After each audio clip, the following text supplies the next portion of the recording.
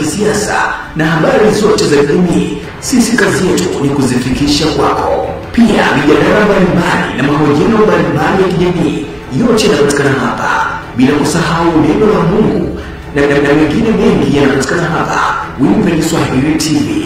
Hii ndio channel bora na channel pendwa na chaguo la watu wote wanaopenda habari za jamii na habari zote kutoka kona zote za dunia. Wimbe Kiswahili TV. Kwa pamoja, karibu tukupashe. Karibu Wimbe Kiswahili TV. Na pia unaruhusiwa kucomment chochote baada ya kufuatilia mazungumzo yetu ama mijadala na habari mbalimbali kutoka hapa Wimbe Kiswahili TV. Pata elimu, ongeza maarifa na ubunifu mbalimbali kutoka hapa Wimbe Kiswahili TV. Kuna mengi ya kukujuza kupitia hapa Wimbe Kiswahili TV. Hakika Wimbe Kiswahili TV ni chaguo la wote.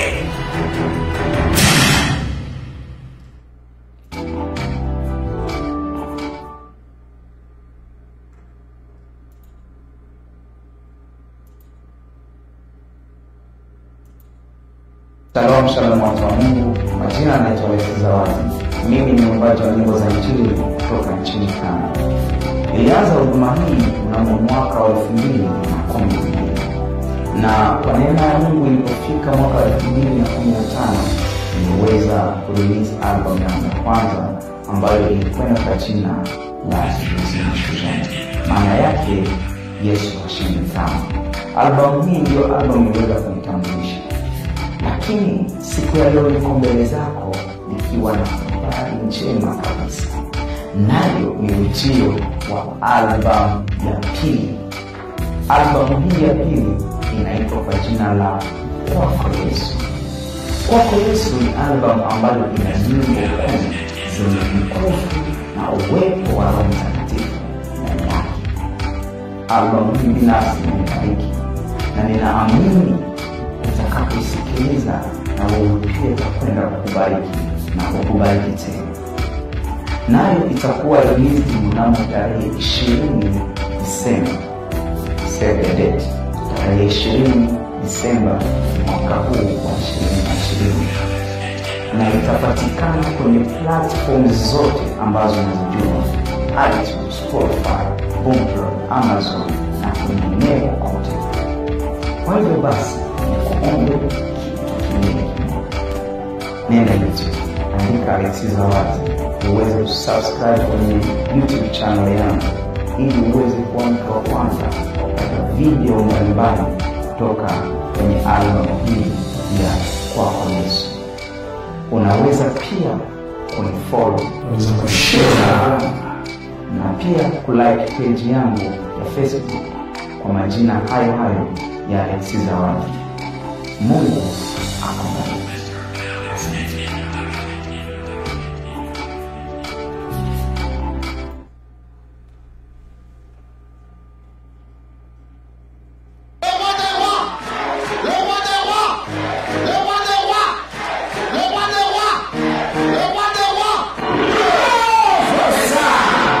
Ladies and gentlemen, I now present you the Honorable Moise Chombo.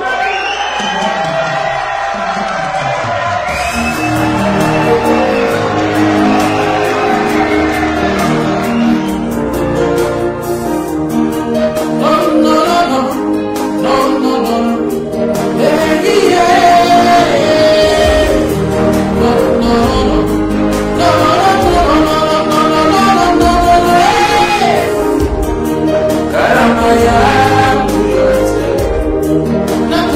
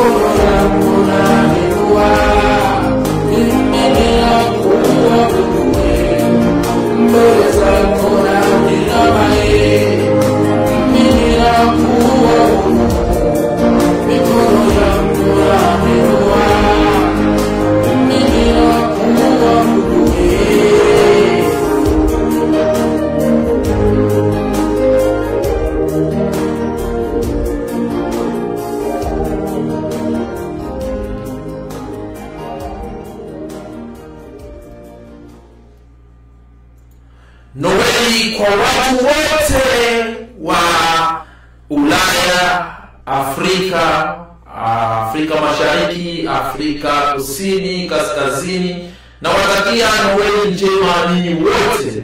Na nataka kuambia kwamba tuko tayari ndani ya studio ambapo tunakwenda kuzungumzia mambo matamu, mambo mazuri, mambo ambayo yanaweza kukusisimua, lakini usijali kwa sababu ni wakati na tunapaswa kuwa na matarajio fulani ambayo yanakuja katika maisha na tunapaswa kuwa ready. Mkumbuka mtazamaji, mimi ni wako Solomon Baleke ambaye nimekuwa mtangazaji wako katika studio na ninaendelea kukualika. Nilisema kwamba tutakwenda kuwa na wewe na tutakwenda kuwa na mgeni katika studio ya leo. Na wakati ambapo tuko kwenye studio, tunaendelea kusema karibu sana. Karibu. Tulikuwa tukimwangalia brother Moise Chombo. Ni wimbo wake mzuri ambao aliyouimba kabisa katika studio. Mimi tutajua na tutamuuliza huo wimbo alifikiria nini. Tuliona wazungu, na huwa anasema kwamba wazungu wanawatesa. Sasa leo atatuambia mbona akaweka wazungu katika nyimbo zake. Sasa hilo litakuwa ni swali kubwa kwa Moise.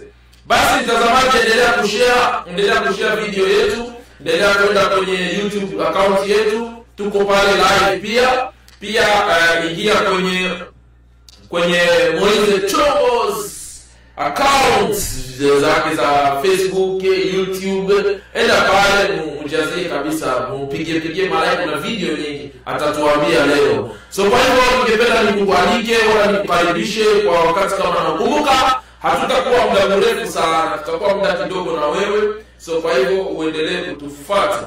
Baraka ikiwa kwenye studio za Winnipeg Swahili TV. Basi bila kukaoja nitakwenda kumkaribisha mbele, nikaribishe brother Moise. Nataka kwanza kupatia vitu vizuri sana. Kuna program ambayo inaendelea hapa, program nzuri sana na ni program tamu sana. Kumbuka tarehe fulani, tarehe hii tutakuwa na mchungaji wa Mungu.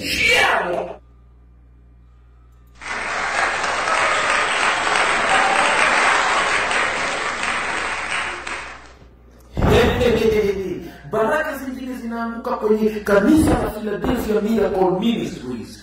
Nataka kukuletea mtazamaji ambaye anaendelea kutazama kutoka hapa Philadelphia Miracle Ministries. Nataka kuambia kwamba kuna night of visitation, the night of divine visitation, ambayo inakwenda kuwa 27 December at 7 p.m. to 8 p.m. itakuwa inaletwa kwako na mchungaji Pastor Theo kutoka hapo Philadelphia Miracle Ministry kupitia Zoom, Facebook Live. Pia watu wa Facebook muendelee kutufuata, mtaendelea kupata vitu vizuri kutoka kwa mchungaji Pastor Theo Mtumwa. Mungu akubariki mtazamaji. Pia Winnipeg Swahili TV hatutakosa kuambatana pamoja nao. Usikose, tutashare na tutaendelea kufuatilia. Baraka zako ziko pale kwa wewe ambaye unazitaka. Kwa hiyo kama huzitaki, basi endelea kutufuata. Mungu akubariki. Philadelphia Miracle Ministries kutoka Winnipeg, Manitoba. Basi karibu mtazamaji wetu wa Winnipeg Swahili TV, na leo tuko hapa ndani ya studio zetu ambapo tunaendelea kukuletea tena programu nyingine ambayo inaenda kuhappen mwisho wa mwaka na Pastor Theo Crossover Night Prayer. Usikose kuhudhuria kwenye mkutano through Zoom, kwa sababu ni mwisho wa mwaka. Tunapokutana wote pamoja, tuombe pamoja na kumshukuru Mungu. Usikose na mchungaji Pastor Theo wa Philadelphia Miracle Ministry. Mungu akubariki. Crossover Night on 1st December tutakuwa live kabisa, live ili uweze kushirikiana na sisi tukiendelea kuvuka mwaka pamoja. Philadelphia Miracle Ministry. Bye. Mungu akubariki. Pastor John Mwendwa pamoja na kanisa la LTG Davis Chapel Mons Bridge anatangazia utaratibu wa ibada kanisani humo kama ifuatavyo. Kila Jumapili ibada ya youth service huanza saa 1 asubuhi hadi saa 2 asubuhi. Ibada ya kwanza ni saa 2 asubuhi hadi saa 4 asubuhi. Ibada ya pili ni saa 4 asubuhi hadi saa 7 mchana, ikifuatwa na ibada ya ukombozi saa 7 mchana hadi saa 9 alasiri. Jumapili na Alhamisi kuna ibada za ukombozi saa 3 asubuhi hadi saa 12 jioni. Kuonana na Pastor John Mwendwa one-on-one ni kila Jumanne hadi Ijumaa saa 2 asubuhi hadi saa 9 alasiri. Njoo uwe huru dhidi ya ndoto mbaya, laana ya madeni, magonjwa yasiyopona, kung'ang'ana kimaisha, vifo katika jamii na vinginevyo. Jiunge nasi kwenye ibada za mtandaoni kwenye Facebook account Pastor John Mwendwa na vile vile kwenye Winnipeg Online Swahili TV kila Alhamisi saa 10 jioni. LTG Chapel Westgate inapatikana nyuma ya Mungu Supermarket next to Westgate. Kwa mawasiliano zaidi piga simu, andika ujumbe au WhatsApp kwa 0724 634 098. LTG Davis Chapel, Love in Hell and Setting Cup is free.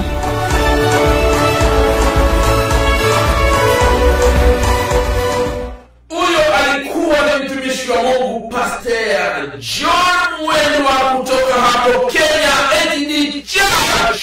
Bila kusahau nilikwambia kwamba tutakuwa na Moise, tutakuwa na Musa, tutakuwa na Moses, tutakuwa na Mose aseme ni mkombozi wa Waisraeli ama vipi? Swali sasa utamuuliza Musa tuko naye, Musa kutoka hapo Montreal.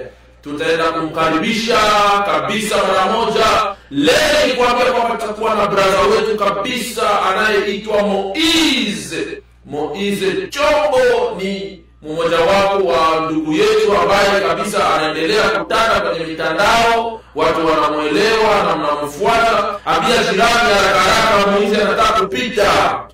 Tembea haraka kabisa mtazamaji, tembea haraka. Tunaanza. Tutakwambia kwamba tutakuwa tu hapa kwa muda kidogo. Baada ya hapo basi tutakuwa tukingoana. Kumbuka hapo kwenye Winnipeg Swahili TV, endelea kusubscribe kwenye channel yetu, endelea pia kwenye YouTube tuko live. So tufuate pale, utapata mambo mazuri. Basi bila kukawia, acha nimkaribishe mchungaji ama muimbaji ama mwanaharakati, sijui ni nani, nitampatia position gani sio. Acha nimpatie, atatuambia zaidi yeye ni nani na atatujulisha yeye ni nani na ametoka wapi na anafanya kazi gani, sababu yuko kwenye Winnipeg Swahili TV. Karibu sana brother Moise Chombo. Yes, WhatsApp. Na wasalimu nyote. Ukisikia mwingine photocopy naitwa Moise Chombo. Original. Mimi ni mwimbaji, ni mwanaharakati, ni MC, ni nani, nimepewa majina tofauti. Kuvuma kwenye mitandao ya kijamii, kila mtu alinipa jina yeye anajisikia. Navuma kwenye mitandao ya kijamii. Wengine wananiita mzee wa ukweli. Sawa, asante sana na karibu sana brother Moise. Tumekualika kwenye Winnipeg Swahili TV kwa sababu kuna watu ambao walitaka sana wasikize na waulize maswali kuhusu Moise. Kwanza mbele tunapoendelea kuzungumza, nitakwambia kwamba mimi ni Baleke, Solomon Baleke. Mimi ni mtangazaji wa hapa kwa Swahili TV hapa Winnipeg. So kwa hivyo ningetaka kukuuliza brother, kwa wale watu ambao hawakujui zaidi na wangetaka wakujue, unaweza jieleza namna gani? Nani Moise, wala Moise ni nani, wanamjua aje? Basi karibu kwenye mchanga.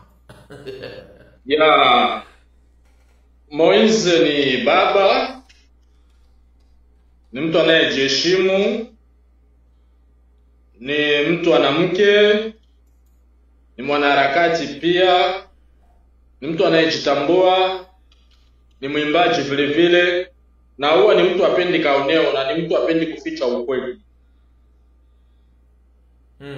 Nipo kwa Canada, Montreal.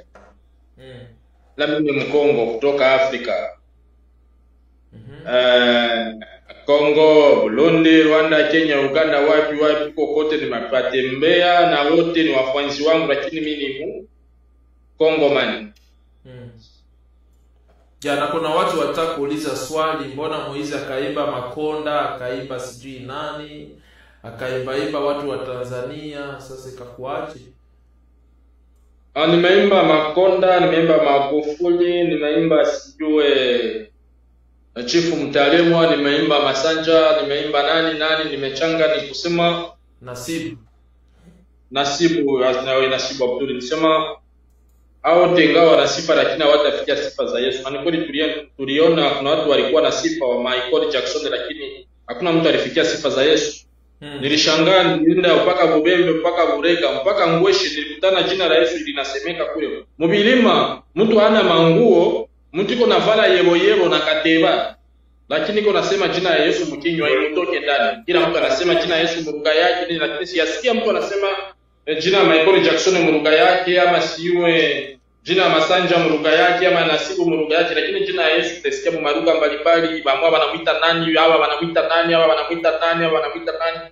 Sasa nikagundua kumbe hakuna mwenye sifa kama Yesu. Ndio nikapana mfano kueleweka kiurahisi tu, haraka tu fulani ngao kuna sifa, hawezi fikia sifa za Yesu. Ndio maana yake. Asante sana kwa kuweza kujiunga na Winnipeg Swahili TV, na tunafurahi sana kukupokea sisi hapa kwenye studio zetu za Winnipeg Swahili TV. Na lile jambo ambalo ningetaka kuuliza ni kwamba leo tuko tunazungumzia kuhusu mada fulani ambayo kila mara watu wanajiuliza na watu wanasema kwamba Moize anazungumza uongo, wengine wanasema Moize anasema ukweli. Sasa tungetaka tujue na tufafanuliwe vizuri na wewe, ikiwa ukweli haya mambo ambayo unayoyazungumzia huwa unakuwa na ukweli ama unaamua tu kuzungumza yale ambayo wewe mwenyewe umejionea. Kwanza ningejua ni mambo gani, nimeshaongea vipindi tofauti, nimeshaimba nyimbo tofauti, nijue ni nini. Hasa zaidi kuna haya mambo ambayo tunazungumzia ya kuhusu uhamiaji ama yale ambao watu wanatarajia wakati wanafika hapa. Kuna ile watu wanasema kwamba Moize huwa anazungumza sana kwamba anavunja watu moyo wasiweze kukuja Ulaya, kwa sababu mambo ambayo anaongea ni mambo ya kuonesha kwamba Ulaya ni mbaya, Ulaya sijui hivi, na yeye Moize hatoki kule. Sasa sijui kwa nini huwa unaongea vile na we mwenyewe hautoki pale. Kwanza watu watambue Ulaya na Afrika sio kama msoko tu. Unatoka Kadutu unaenda Munyamugo, ama unatoka Kutubimbi unashukia Kuidape, ama unatokea Kanyosha unashukia sijue Kamenge, ama unatokea na Kivala pale unashukia pale Kampala. Kutoka hapa ni process mrefu sana. Cha pili, hautatoka tu, ilifo wacheki kama ushamaliza kulipa frangabu ya ndege yenyewe kuletaka. Unaona? Hizo pesa zishaje mbio, ni maendeleo, na kwanza zishaje tu mapema. Unaona? Azishaje. Hiyo yote wanakuchunguza, sio kutoka tu asema utarudia tu. Hapa sio kama kwetu asema naamua tu natoka pana. Inabidi mzungu achunguze hiki, afuatilie hiki. Kwanza penyo nakutana mahali penyo naishi, nafasi penyo utaenda lomba hiyo visa, ni mwendo mrefu pia. Yaani mambo kama hayo, sio kwenda tu. Umewahi kujaribu kwenda kuomba visa wakakunyima, wakakwambia kwamba huwezi toka? Mimi siku kwenda juu sababu sio kwenda tu, na wakati unakutana Kamusonja akasimamisha vizuri kwetu haiko vizuri kwenda. Yamaanisha kama haujafanya msonge kwenu hauwezi enda. Sio vizuri, unaweza kaenda lakini sio vizuri. Juu wale wenyewe uliacha kule ndio watakucheka. Okay. Yaani wale wenyewe hawajafanya msonge kwao wasiende. Kila mtu na shwa yake, lakini vizuri ni kila mtu kumbuke kwenu. Kila mtu atarudi yake kwao. Sasa kama ulitia Kamusonge utakuwa kuna uhuru na watu watasema naona mwali toka Ulaya, unaona? Marigara tia Kamusonge Bilimani, lakini ni kwa kiko na address, watu wanakuwa wanapita wanasema unaona ile Musonge iko pale ya mtu wa fulani ule, iko Canada, iko Amerika, iko Belgique, iko Australia, lakini ase ule miaka 14 Ulaya, hata Musonge hata linjanja tu moja. Naona pastor naona ndugu Majaliwa Machinda kutoka Australia anasema sema baba, anakuambia useme kila kitu kenye unaweza kusema, anakusupport, anatobola ngoma.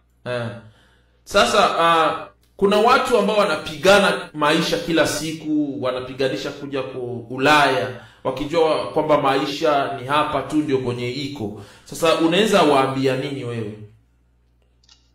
Kwanza mimi wakati niko na procedure ya kuja Ulaya, tulikuwa tumembiliwa ukifika Ulaya kuanzia vendredi mpaka samedi mpaka dimanche ndo bazungu wanaanza kutupa franga, makamio ndo zinapita siku zinamwanga franga. Wandugu mumpatie likes. Bye. Matarajio kubwa sana. Kubwa sana. Tulifika Ulaya ilikuwa siku ya 4 jeudi. Kufika jeudi bahati nzuri tu mimi nafika airport wanja wa ndege. Nikaona dolari 10 mbarabara. Sasa mimi nashuta hivi nizilokote nasema alo ni jeudi. Na jinsi walituambia Afrika vendredi njo gari zinaanza kumwanga, itaweza kuwa ni mkoshi nikianzia ku $10. Sema hakuna tatizo, hivi kesho ni siku ya 5 vendredi, Juma. Subiri kesho tu njo nianze kuzola. Ndugu yangu kesho ilifika, naita wale wenyewe wanatupokeaga, nawaambia kama kamio zilishaanza pita sasa, naanza kamio gani? Nawaambia sio vendredi kamio zianza pita. Naambia kamio gani? Si naambia si wanasemaka zinaanza vendredi na samedi na dimanche tu zinamalizia. Kamio gani? Sinaambia zile za faranga. Za faranga na ba explique bakacheka sana. Mpaka hivi ndugu yangu naanza hata kujuta ile $10 ningeilogotaka. Nani mwenyewe kobolea simu lilogota $10 nje, ama mzungu alikupa ya bure ama kwa kazi walipongezea. Bakiongeza senti 5 maki waliongezea watu yote. Kuna maswali ziko zinauliziwa hapa lakini tutaziongelea. Wanasema kwamba Papa Moize aliwaambiaka atapana liste ya wachawi wenye wako Winnipeg, mpaka sasa hii mwaka naisha hawajaipata. Nilitoaga liste, nisiwe mpaka niingie tena mu mapapie, nilitoaga liste kama wakuipata watafute na Facebook, lakini nilitoaga.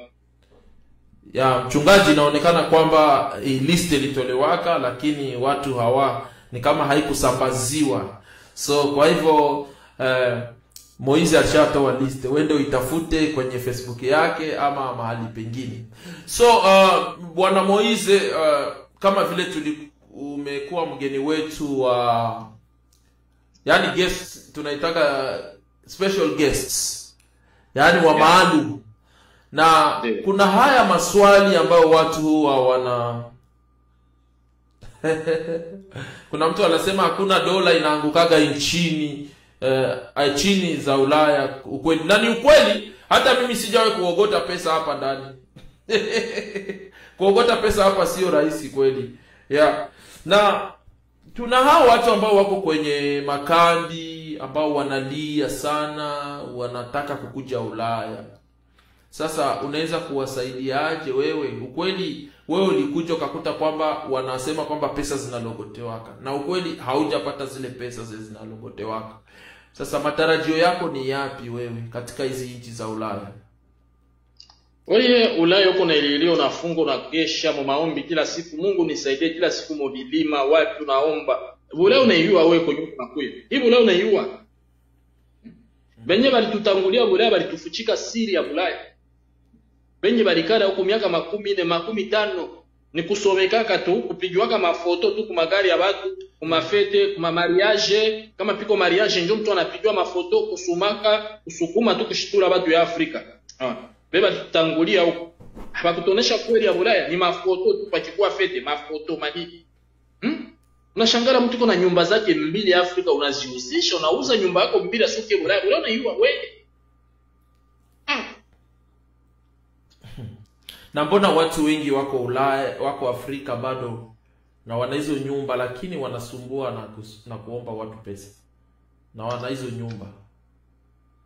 Kulomba watu pesa huko mtumie. Unajua Ulaya bazungu balipamba mafoto, wanapiga mafoto usiku, basha safisha, unaonesha hivi, meukweli ya ndani abakuionesha. Unaona?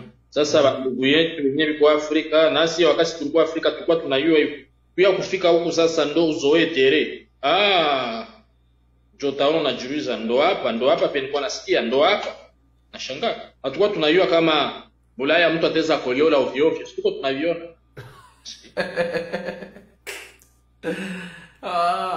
Kuna comment mtu anasema kwamba kuna watu Afrika wana maisha mazuri kuliko wale walio nchi za wazungu. Anasema huyu mwingine anasema bado watu wa Afrika wanatutia mihali. Ndugu Moize, tubafanye aje? Tubabloke namba zao wala? Hakuna kitunga ya miari ndugu yangu. Lakini anakuomba mawazo. Nikuonesha mtu kweli, simu bloki jua uyue kesho ya mtu. Ndiyo. Juu kesho yake bazungu wateza tuchoka hapa, wanatufukuza. Unakutana lole moholi bloki Afrika na ndo anakupokea. Sasa sio mzuri kubloki mtu. lakini ni vizuri kumuonesha hali hapa, akuelewa sipoelewe. Basi kama kuna ingine modele, mtumie hata ma video zangu. Video za Moise Chombo ziko za mingi zenyewe niko nahamasisha watu, naonesha watu. Msukumia akifuata video hata 2 au 3 huenda ataelewa. Mpaka kuelewe sasa. Unajaribu kwanza hiyo njia, lakini kublock inakuwa ipendezi juu kesho yake hapa Bulaya iko kwenu mzungu ataweza kufukuza, hauna kamusonge kwetu na shikutana unarudilia tena mu mikono ya wewe mtu. Lakini unamueleza tu kweli, unamuonesha hapa ni hivi, aturogotati faranga, hapa ni hivi. Juu unakutana mtu anabeba mimba kubusharati, kisha wewe mwenyoko Bulaya sendo tauza reyete, wewe mwenyoko Bulaya njoze basi akokesha mtoto na mimba alipewa kubusharati. Sasa ama yeye ndo alienjoy, alienda kuenjoy peke yake. Kisha nakuletea gharama sasa. Wewe ndio ubebe gharama. Unasikia kaka Johnny? Mlikuwa tu wote mkartie mwa mkanisa kaka Johnny. Tunajua kama mariage yangu ni mwezi wa 7. Anaanza kukupatia data ya mariage tena hapa.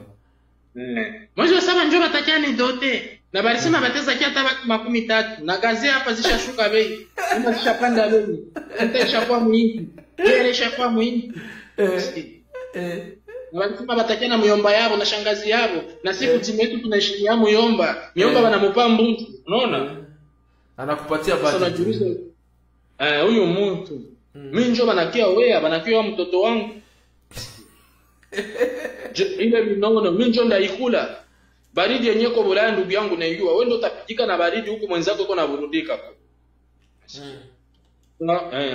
Vitu kama hivyo tusifichane kweli, tusiblock mtu hapana. Lakini muoneshe tu kweli. Piko mwenyewe ataelewa na piko mwenyewe ataelewa na piko mwenyewe atakiaelewa kisha siku zikienda juu. Kuelewa ni karama na kusikia ni neema. Kuna watu ambao wewe binafsi umewahi kuongelea na wakakubali kwamba wanaweza change mind, kubadilisha ile mtazamo yao, kubadilisha kusema kwamba si Ulaya hatutaenda.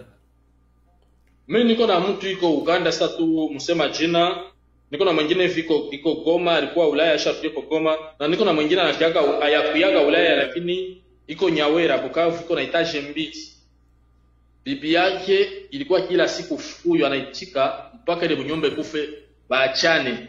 Asikie. Maana alikuwa anambia bauzishe hizo nyumba mbili baziuze, wapatie watu yase rushwa. Asikie. Wafanyie mbio ya pia Bulaya. Bibi alikuwa shetika umweti force baachane. Bwana akamwambia ndakupatia Moise Chombo, akasema mpaka umunipe tu Moise Chombo. Moise Chombo akinikataria maki ni vya kweli, juu ndio uko mutere. Ale bakanipa telefoni. Nikamwelewesha mama pole akasema Moise Chombo ndo hivyo.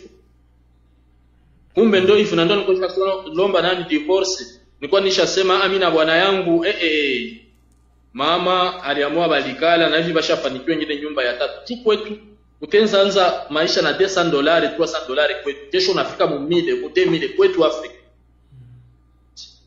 Lakini hapo ukipata hiyo $200 mzungu anaitoria macho ikumalize yote tena na kutandike zingine tena. Na hawachungaji hata zingine hata zinatolewa juu kwa juu. Yaani unalipwa leo, unapofika nyumbani hauna tena. Zishatoka. Hauna. Basha zitosha ngari munjiko atembea basha tosha.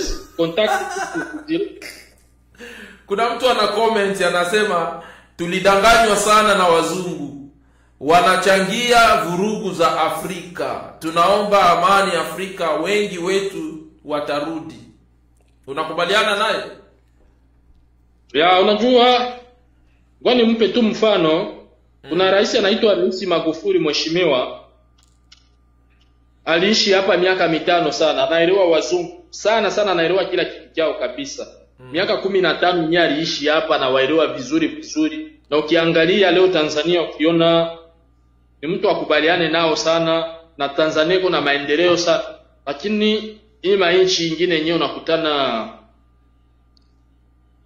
wenda rais tu bali mubandika tu hajawahi kutembea, hajaelewa mzungu ni nani, hajaelewa chochote. Basi anaona tu anaponesha familia yake.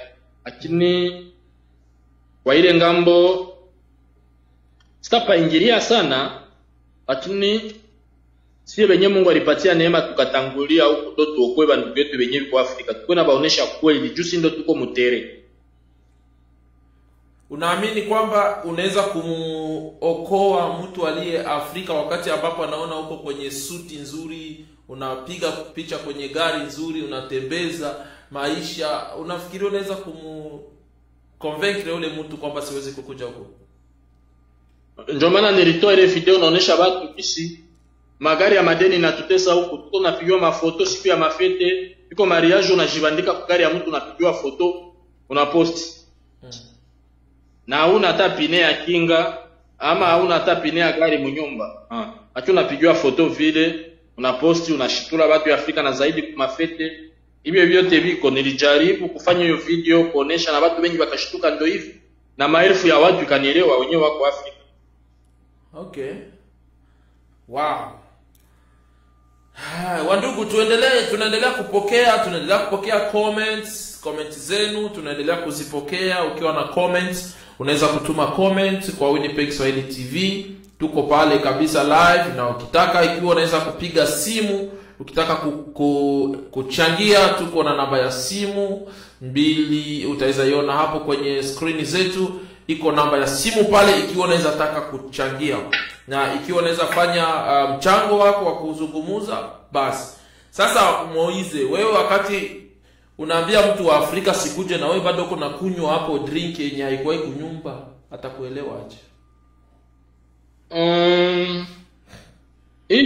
Hivi maorange kwanza siwe kama ni diabetes ndio inakuwa kwa ndani siku. Ndio ulishaanza ikunywa. Ndio niliona watu wengi wenye tulifika nabo kufikia wakakuwa sasa wanashituka ima vitu kukunywa. Leo bamingi washapoteza maisha. Wengine waliandikiwa madiabeti ya bongo, wengine kama ni kweli hatujui. Kitu nitakwambia watu asione mtu anakunywa hii. Nasikia. Wenda nilikuwa nayo mnyumba na kawia mnyumba. Wenda nilinunua jumi na yua ndafanya emission, ndaongea sana, inipozi hata hii mulibu, lakini wenda sio mchango ya kila siku. Okay. Kuna mtu ambaye anakufuata sana na yuko anajaribu kutuma maswali. Sio maswali lakini maoni, anajaribu kuweka maoni mbalimbali. Anasema kwamba mimi nafanya kazi kwa malipo ya 3,000. Zinakatwa taxe sapa na bills na baki na 1,900. Kuishi hapa miaka nyingi ni hasara sana. Moize, sema yote papa. Kwanza huyo angali na bahati juu bado wanamuachia pesa. Mimi naweza sema kwamba ana bahati kwa sababu bado kuna zile zinabakia. Kama unabakiana 1,900 inamaanisha kungali na bahati, ungali sawa. Ule angali na neema ya kutia kama msonge kwetu. Angali na ile neema. Mwa ile 1,000 ngapi inabakia, akikamata nyumba ya bei chini. Anapunguza kukula, piko ma entreprise hapa yenyewe napana hii machakula bure ama machakula yenyewe ishakuwa perime ama siku mbili kwa perime.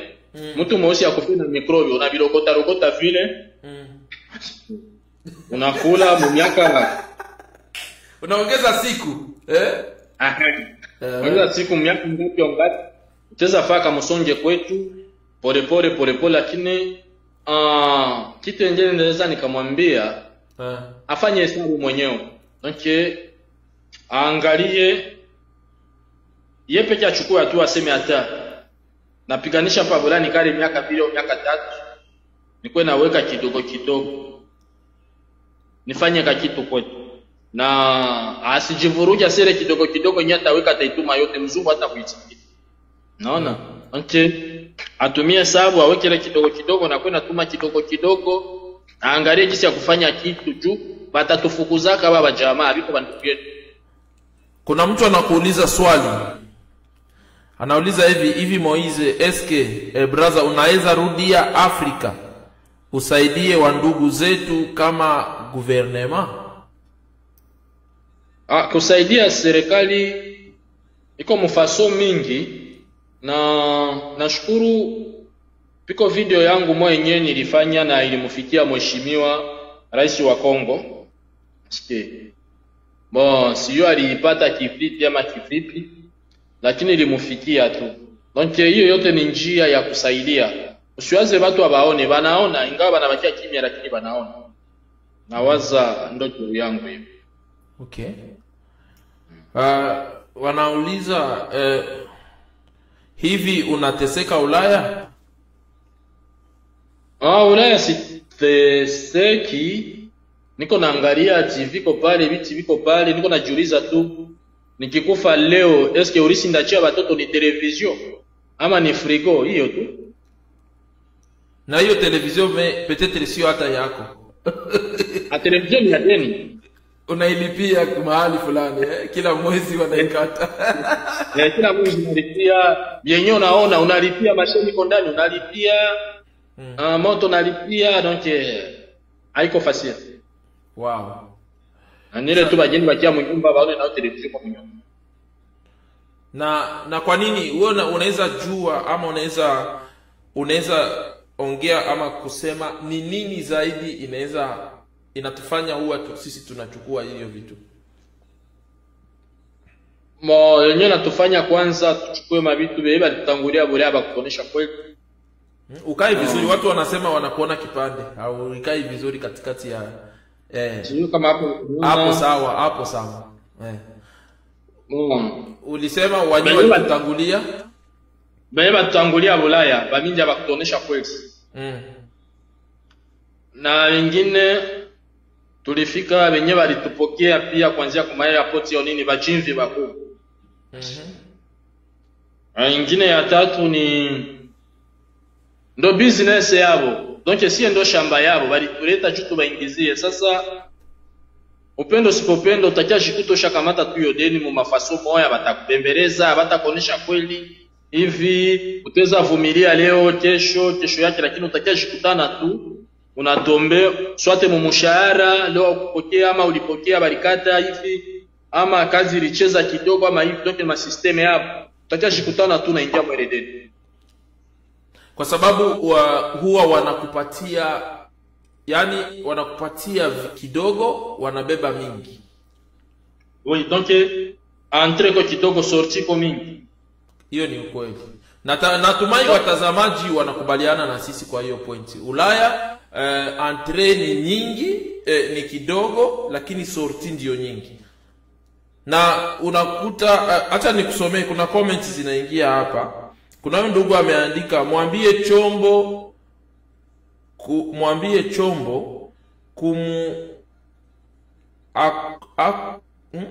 ako mtu wa Afrika, yeye arudi kwanza, hapo ndipo watamkubali. Akiwa angali pale yote yale anayoyaongea ni bure na bado yeye anaenjoy life ya Canada.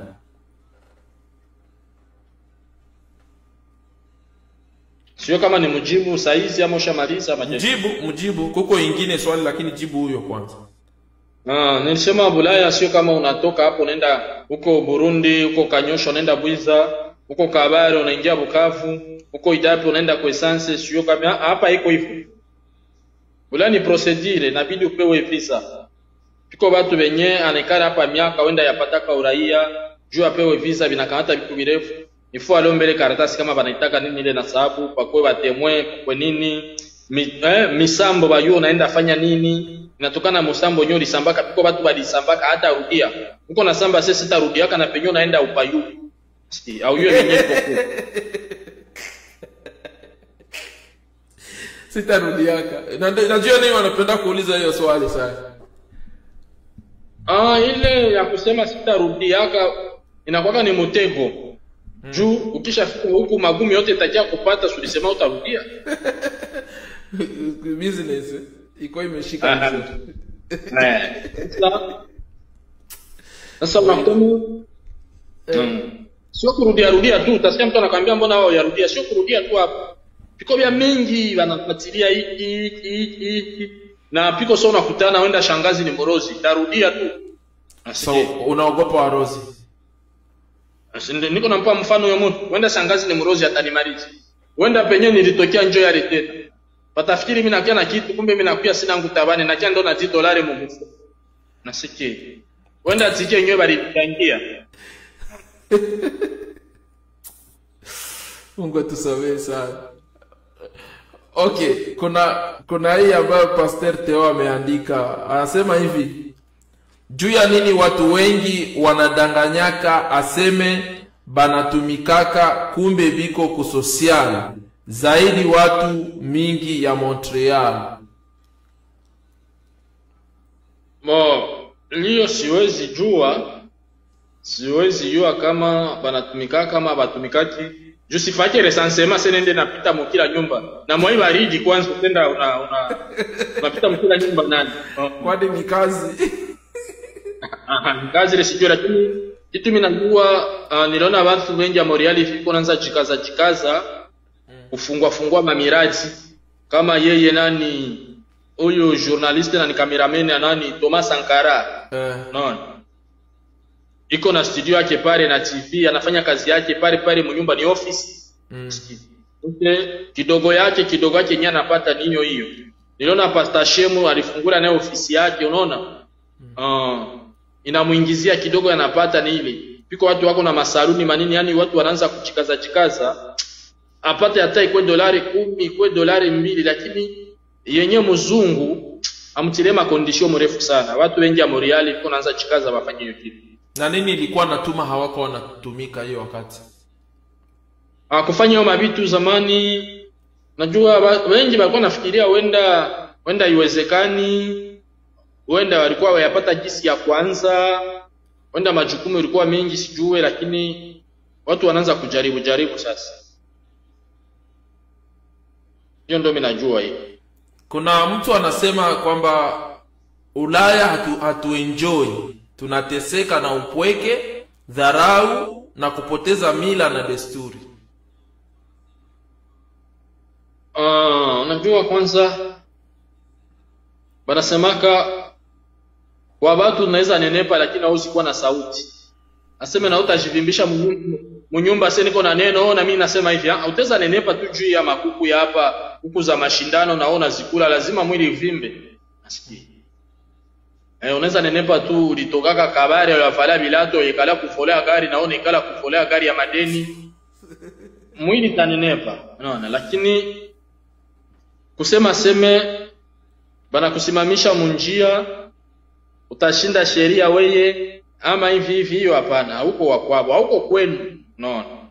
Sasa tuko na vya mingi hapa vyenye tuko limite. Unaona? Sasa batu abafunguki macho. Mtu akishaona alishashiba, alishatia mabitu munyumba, mabitu wengine ya mamadeni, wengine aliogota mamukipu akatia munyumba, mwingine anaona nini anaona safiri ndo anamaliza. Orike watu wabalalaki hapa, uko na waza tu ukienda fungula ile fasi ya mabarua, hakuna barua ya fete yenye itakuya ama ya furaha. Ni ya bili. Ni akulipa tu yenye ukosha sababu ile deni fulani tarehe fulani hivi ulilipa hivi na bakia hivi. Na wanajua kukumbushana kabisa. Hata 0% watakutumia hiyo. Watakwambia libakia ndani. Sasa we Moize, wewe unaona ni vitu gani sana zenye zinatuma watu wanaumia hapa Ulaya? Cha kwanza chenye kinatuma hapa watu wanaumia piko tu vya mingi.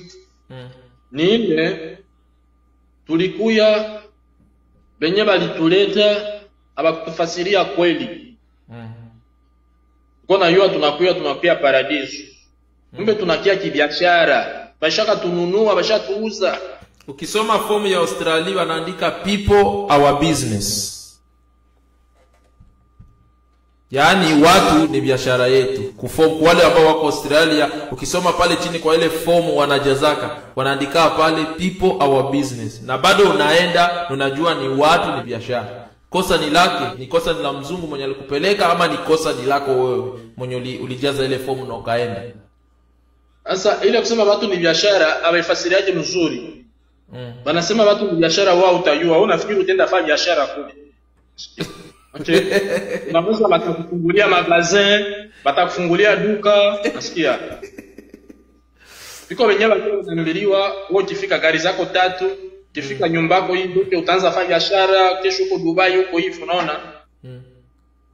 Sasa pia kufika njoo mtu sasa unakia kula Mungu asangwa sasa unaanza juza ndio hivi. Lakini benye neema batayuwaka imambo na wengine biko naenda banayelewa polepole. Nashukuru Mungu piko mzee mwenye iko nani iko Denmark, yule mzee anaeneza miaka 17. Tangu iko pale hayafanyaka kitu chochote Afrika. Inga mbili yenyewe napita ndo alipata video zangu le baba. Anauliza watu, huyu mtu alikuwaka wapi? Jua nini mlinifuchikaka huyu mtu? Miaka yote yenyewe niko hapa. Mtu gani? Mie alikuwa. Okay. Iko nauliza watu wengine walimfuchika Moise Chombo. Miaka yenyewe niko hapa. Naona kama video mama uwili ni ya kusema utabarikiwa, utainuliwa. Siona mwenyewe ananiambia kumbuka kwenu, je kaka msonge kwenu, kesho watakufukuza huko. Sema mlinifuchikaka huyu mtu jana, bakambia hapana. Huyu mtu naye ayakawie kunaonesha hivi hivi. Njoo mzee hivi niko nakwambia yule baba ndo alienda Afrika miaka 17. Njoo alitafuta ka kiwanja ka parcelle hivi ndo iko Afrika. Shida sana. Shida sana. Watoto wake bakasema baba, hii miaka yote tunatupoteza vraiment. Watoto wakamlaumu sasa. Kuna mtu ameandika hapa, comment ziko hapa. Mimi nitakuwa nakusomea juu tusibakie nyuma na comment. Kwa sababu kuna wale wamesema haujajibu swali. So kuna mtu anauliza Ulaya anasema okay, bado haujajibu swali. Eske uko na madeni mingi? Sio kila mtu ana madeni, bali ulishajenga kwetu. Anasema bali ulishajenga ama kwenu ndo angesema. Kwenu ili urudi nyumbani? Maana kama nasikia nauliza kama niko na madeni na au kama nishajenga nawaza hivi. Ni kama ndio vile nauliza.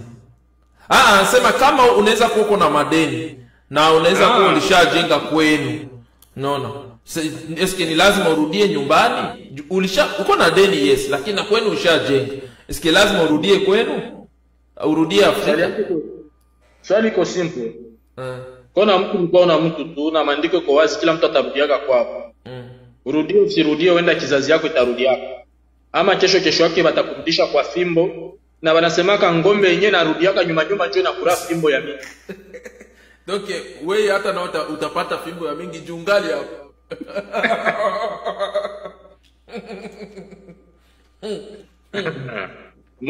Niko na mjibu yeye. Na iko vizuri na tusaidia si wote, na nasaidia si wote tu, na mwenye iko na tusikia na banani na wenyewe watatusikia kesho yake. Sasa njoo nini wewe unataka wewe haswa zaidi unapenda kusisitiza watu warudie nyumbani ama watu wajenge nyumbani? Juu ya nini sana? Huwezi waambia wanunue manyumba hapa. Ndiyo nda kujibu hiyo swali, nimalizie kujibu ile swali. Tuuliza swali mbili. Mjibu kwanza. Ya pili anasema kama niko na madeni. Anasema mtu anaweza kuwa iko na deni lakini alishajenga tayari kunyumba. Eske arudie kwa Afrika? Bandugu yetu ba Nigeria bana kama taka deni hapa hata $100,000 manini. Anaangalia jinsi atachomoka nazo. Akifika kule safari piko wenyewe banaikara taka ni interior hapo na wengine banabadilisha na majina kimya. Unajua system za hapa mara mingi hii manani yao ikifaa miaka 5 miaka 6 piko madeni yenyewe inafutaka. Nafikiri ile anaielewa. Madeni na inafutwa. Piko madeni yenyewe kama uko na deni ikipitisha miaka 5 au 6 unakutana inafutikana na ordinateur. Juu ya nini? Kuna mtu yuko anapiga simu, sijui tumsikie. Tumchukue? Tumchukue. Okay, acha tumsikie. Halo? Halo Bareke. Jambo papa. Jambo sana. Siku mingi nilikuandikia message nikaona wanijibu nikatimiza. Sijaona. Niko kwa show. Sorry. Niko kwa show na Moise Chombe. Nilifikiria unataka muuliza swali. Naweza nikamuuliza swali na mfuatilia sana. Uliza swali lako sasa. Like, tuko naye live, ukiingia kwenye Facebook sasa hii unaweza kupata vile tunaongelea, ndio kauliza swali. Okay. Moize, jambo sana. Jambo sana baba. Ananisikia hivi? Vizuri sana. Nakusikia baba. Yes. Mimi ambayo tu swali ambayo nilikuwa nataka nimuulize, yeye kama yeye naona wanamuuliza maswali kuhusu nikipitia comment kwenye video zake nini wanapitia wanamuuliza kwa nini wewe hujarudi Afrika nini mambo ya namna hiyo, yani kama kumuonyesha kwamba anavyoongea ni uongo. Lakini sijawahi kuona anaweza katuambia kama kuna mtu alishawahi kumwambia kwamba bana mimi nipo tayari kukusaidia kurudi Afrika kwa sababu umenikomboa kwenye akili ama kwenye fikra. Lakini wote wanao comment pale wengi wana comment kama kumtukana ama yani hawasaidii chochote, ni kutukana ama kumwambia tangulia. Sasa halishawahi kupata comment ya kumwankuraje na kusema na hii mwalimu tunachokisema ni kweli, acha tukusaidie urudi. Mimi ninajitolea msaada huu, rudi. Sawa, Piko. Hiyo ndio swali ningemuuliza atuambie kwa sababu kama watu wengi wanatukana hao watu na wenyewe wakingali anahitaji kwanza kuwafungua akili zaidi na zaidi. Nataka nikujibu swali lako. Anasema nataka kujibu swali. Piko familia moja, ndaanzia kwanza kwa hiyo moja. Ziko familia kama mwe 17 zenye zilishapona. Piko familia moja kwa sasa wako Burundi, Kinama, pasi panaitwa Kinama. Watu wa Burundi wanaelewa hiyo fasi. Huyo mama alikuwa hapa Ulaya. Ule mama yeye ndo alianza kusikia video yangu ya kwanza, akasikiliza, akaita bwana yake mume wake. Mume naye akasikiliza, akasema huyu kijana anaongea kweli. Wakaita bafie yao, babiti yao wawili. Wakawaambia msikilize kwanza hii video. Wakasikiliza, wakasema sasa baba na mama, sisi tulizaliwa hapa Ulaya, Afrika tupajui. Asikie. Lakini huyu kijana anasema Afrika utaamka asubuhi, mfanyakazi wa ndani alishakufuria, alishapanga kila kitu, alishafanya hivi, lakini Ulaya hiyo mambo haiko. Asikie. Wakauliza wazazi wao, eti ni kweli kabisa? Wakasema kwetu ipo kidogo, tuko na pesa yako kidogo kwa boss. Quartier mzima na kuheshimu na de quartier na kuyua na nani. Basi. Wale wabitu wakasema ni kweli mama, ni kweli Basi 20 walienda fasi panaitwa Kinama Burundi. Walijenga pale na hivi wako Burundi. Nakwambia huyo mama amenipa heshima ya ajabu. Alisema Moize Chombo, siku nafika Burundi lazima nikusongee ugali wa moto. Mwawa mabinti zangu wawili hata wako washaolewa, bora umoja nimtoe kwa nyumba kwa bwanake nimkupatie. Akasema uko mkombozi unatukomboa. Piko baba mwenyewe namaliza kuzungumzia hapo miaka 17. Kupitia video zangu hivi ndio alienda kuuza kamsonge ka nyumba kwetu. Piko wenyewe wako wanaenda wananunua na wanarudia. Piko wenyewe wako nafanya mashamba kwetu. Na piko wenyewe wanakuwa wana comment mubaya. Kisha nasikia ananipigia simu asema Moize Chombo, yenyewe uliongea ni kweli, tulipenda tu na siku comment watujue tu. Lakini yenyewe uliongea ni kweli. Na wengine wanakuambia tunalipoaga pesa na wa contre success wako. Wanatulipa tu pesa tu comment vibaya. Naona lakini yenyewe unaongea ni kweli. Ndio jibu yangu ile nakujibu. Utafuata jibu lako baadaye. Nasema utafuata jibu lako baadaye, ameshakujibia, ni vile hatukumconnect na wewe. Kitu kingine unasikia kitu kingine anaongea Moize? Mimi niko namfuata. Iko na kufuata. Okay. Kitu kingine afungue vijana sana akili, kwa sababu walio wengi wako wanaenda kwa masomo wanafundishwa tofauti na historia ambao walikotoka, hawajui chakula chao, hawajui heshima ya wazazi, hawajui yani hata kitu hapo wakisema Waafrika kila mtu arudi alikotoka. Kuna ambao wamezaliwa hapa, hawajui kizazi na kizazi, hawajui babu na babu yake, hawajui shangazi ama mjomba.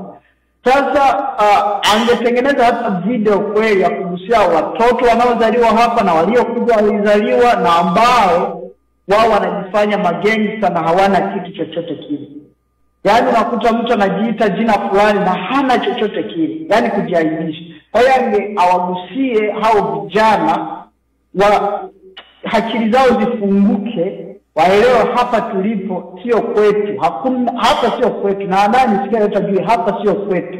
Sisi ni mtego ambao yani tumedumbukizwa kwenye bahari. Samaki wanatakiwa wavue samaki. Kwa hiyo watoto tunaowazaa tusipowaonyesha na tusipowafungua masikio, itakuwa vigumu kuelewa tulitoka wapi ama wanatakiwa wafanye nini wajikomboe kwenye fikra. Na Mungu ambariki sana. Amena. Acha asante sana. Na unisamie sana tukifanya huko kwenye show. Usijali, tunakuwa busy. Tabari kweli, niko chini kweli, mnisamee. Ni sawa, tusijali. Okay, asante. Sio kama ni mjibu haraka haraka. Sio kama ni mjibu haraka haraka tu. Alishatoka kwa simu, utamjibu atakufuata. Unaweza mjibu. Unaweza mjibu tu. Wanapita kama siku 3 siku 4. Ndio nilikuwa nimechukua metro, treni ya chini. Mimi natoka tu naona watu wanaanza kunishota vidole. Ndio huyo. Chuisa watu gani hapa? Kumbe hao watu wako wanasema itakuwa ni Moise Chombo. Wengine si hapana, sio Moise Chombo. Aseme tumsalimie mkiswahili. Akikubali tu maana yake ni yeye. Basi. Sasa alifika karibu yangu tu akaniuliza habari, nikasema mzuri eti. Tulimwambia ndio huyu Moise Chombo huyu. Wakaniambia Moise Chombo. Sisi tulizaliwa hapa Ulaya, wazazi wetu kila siku wanatuoneshaka Afrika ni mbaya. Afrika kuna njaa. Wanatutiliaka ni video tu zile za vita za Afrika, za matatizo tu Afrika, watoto njaa. Lakini tunafuata video zako, tunaona unatufungula macho. Sime mie tu tangu nianza kufuata video zako. Nilishabadilika, nishauza Kamusonge kwetu, nishabadilika nishakwetu. Video niko nazifanya, kuna kuko wenyewe wako nazipata, nilishafanya. Na nilifanya nyingine video ya watoto wenye waliishi mu makambi, wenye alikuwa na mama sio mamake mzazi, lakini yule mama alimvumilia tangu mkambi mpaka kisha anamfikisha Ulaya. Ikifika Ulaya hapa ndo anamotea mapembe kukichwa. Kesho yake anaingia mu mitego ya bazungu hapa, probleme ndani banamtupa jela. Kesho yake anatia mtoto wa mzungu mimba, banamfukulia makesi. Kesho yake hivi nilifanya hiyo video nikarimisha watu na watu wengi walifuatilia. Akiingia ma video yangu maswali yake na majibu iko pale na wacha. Namaliza kwa huyo baba. Okay. Kuna watu wako wanauliza maswali hapa, wanauliza hivi. Acha mimi nitakusomea. Tuone.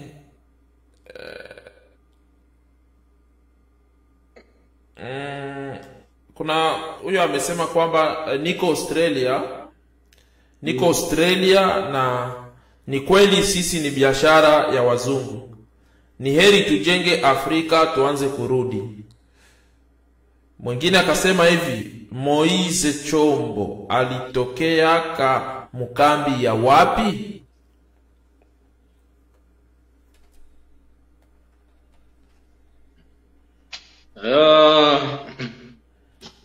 Kambi zote nilitembea kama ni kambi 6 ama 7. Lakini hiyo kusema nitokea kambi ya wapi ndio sitaijibu, lakini kambi kama 7 zote nimezipita ndani. Ulikuwa unatafuta tu Ulaya.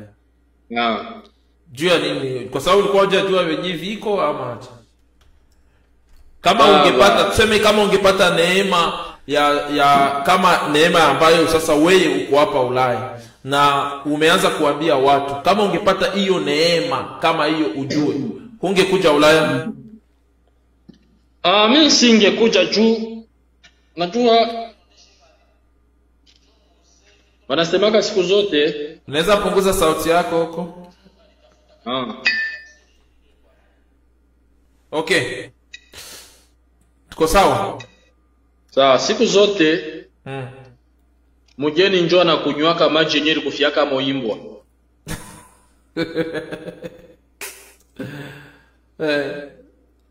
Juu ya nini unakia na makiu yako tu ulishachoka, unashikwa mumutoni kumbe abakunyia mulele bali kufianga umbwa moja. Sasa tulitoka Afrika, baadhi ya wengi unakuya ona yo kifika Bulaya basi ndo unaponesha familia, ndo unapona nono. Lakini kwa mtu wenyewe alitoka Afrika anakia kama ni kimasomo ama anakia kutembea tu ama anakia kufanya tu weekend, unaona. Ule mtu wa vile kwa rahisi sana kusema nielewe mimi wa Moise Chombo, lakini mtu mwenyewe alikuja atoka bilimani mafunza Mikulu, hakuwahi kutia bukare ku Mikulu, hakuwahi kuchoma hata nyama hata siku moja. Asikie. Anakia kuichomea hapa. Ule mtu bora hata mzungu amfunge kamba mshingo hawezi akaona hiyo. Hawezi akaona hiyo. Sijua kama piko swali lingine yenyewe ndugu yetu aliuliza. Kuna anauliza hivi, unakuaka Mubembe Papa Moise Chombo ama?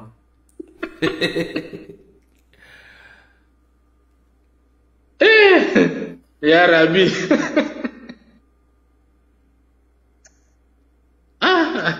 Hapana, mimi sio Mbembe. Naza nimemjibu mimi sio Mbembe. Aliza kani kwa Mbembe, mimi sio Mbembe. Maybe anataka sasa kujua wewe ni nani. Mimi mwa Afrika tu, ni mwanaharakati Afrika, mtu wa watu wote.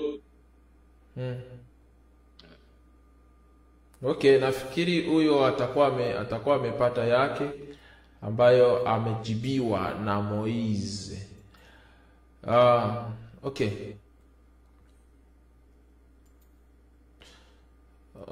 Kuna huyu mwingine amesema Moise Chombe ni Murega. Hapana, mimi sio Murega. Nafikiri unasikia yeye anasema yeye sio Murega. Yeye sio Murega. So, joko ile lakini Kiswahili yake anasema Kiswahili yake haiko ya Kirega. Na itakuwa ya Kirega tu. Nilimwambia nilipita fasi mingi mu makambi kama 7 fasi mingi kwa tafuta Ulaya. Kona debris yako Ulaya. Sibakuwa sema tutalogota baba. Ulikuwa unakuja logota na wewe. Sio kutambia kwanza vendredi, samedi, dimanche camion ndio ziko zinapita zinamwanga faranga. Unafika tu kuna gari zako 6, mzungu ndio anakuambia unapenda ya wapi? Mimi sitaki retroviseur ya hii, mimi naona iko bien. Pine ya hii manjoroko ishakufa. Mimi naona hii kapo ya hii iko bien. Wewe njoo unachagula sio unataka. Wanakuuliza uko na miaka ngapi Ulaya? Miaka yenyewe niko nayo sio kidogo na sio mingi, lakini naona inatosha sasa. Inatosha kukaa Ulaya.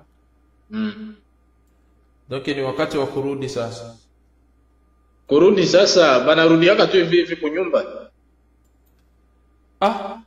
Sasa hapo tena natuchanganya. Tuambie sasa vizuri.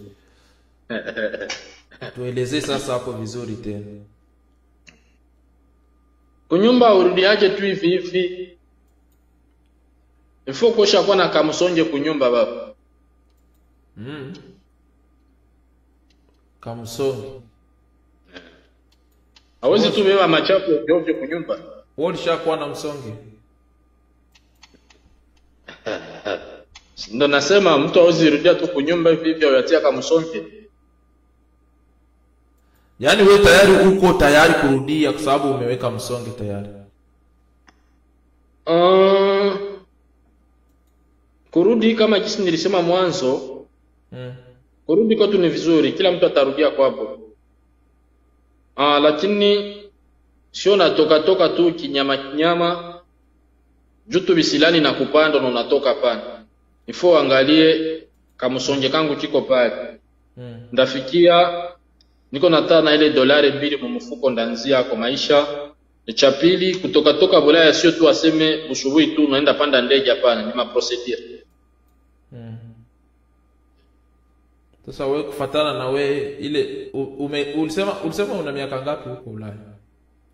Niliambia watu sio mingi na sio kidogo, kwangu inatosha.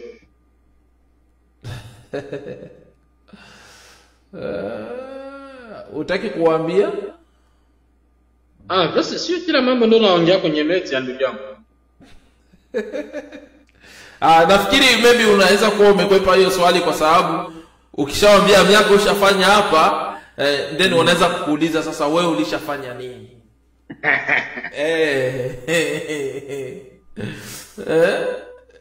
Nilikuwa kukilio juzi ya mtu mwana maliza miaka 52 Bulaya. Bon, nilifika pale yenye aliachia batoto orisi ni TV, television na biti tatu. Ndio wenye aliacha. Ndio orisi aliachia batoto miaka 52 Bulaya. Sasa wakati nifika kukilio palikuwa watu ya kila province ba wapi penye liko pale, watu yote kuniona Moise Chombo ndo huyu, ndo huyu wa Facebook, ndo huyu. Watu bakayala, watu bakaacha kwanza kulia, wananifuruka, kisha bakaanza sema sasa unaona sasa Moise Chombo anasemaka si ndio hivi, unaona sasa maremo, unaona bienyana chia watu chini kukilio, kaonekana kama presence yangu nilikialeta furuku. Sasa ilikuwa probleme kukilio, balingwa kunipitisha kujirisha, bananikwepesha ndio nirudie kunyoka. Inaonekana uko stari wa nguvu Moise. No, sio mustari.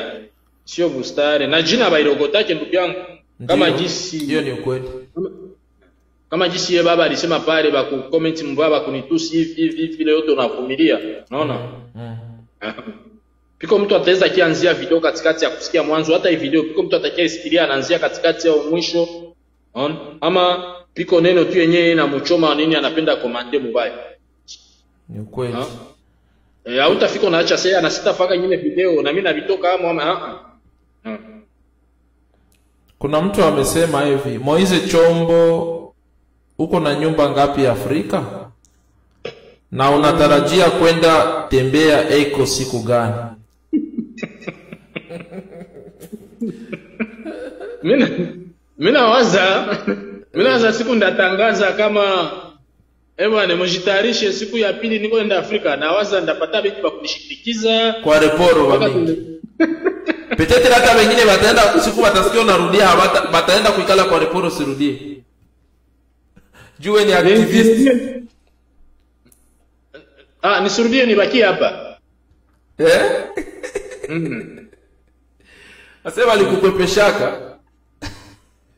Kukilio. Kusudi usiseme ukweli ama juani. Juma tu walikuwa wanaanza sema Moise Chombo rudia tena ma video nasemaka unaona vyenye unasemaka ndio hivi marehemu anafanya. Marehemu ndo amefanya. Kwani mtu anataka kufanya? Asa unaona miaka 52 Bulaya. Ona anaachia watu television, watoto. Wow. Sasa tuseme tu kweli, apare vitu za madeni na vitu za madeni tuseme. Ulaya unaichukulia nini tena? Ulaya sichukii. Na Ulaya iko na mazuri yake, kwanza masomo bure. Hospitali ndio ni bure, lakini ni ile utasimama muda mrefu, wenda utunziwe, wenda wapi. Piko ile yenye utaweza kuwa kazi ilikuishia, ukaangalia jinsi ya kuongea mzuri, wakakuwa na ngalele kidogo jinsi ya kukulipia nyumba.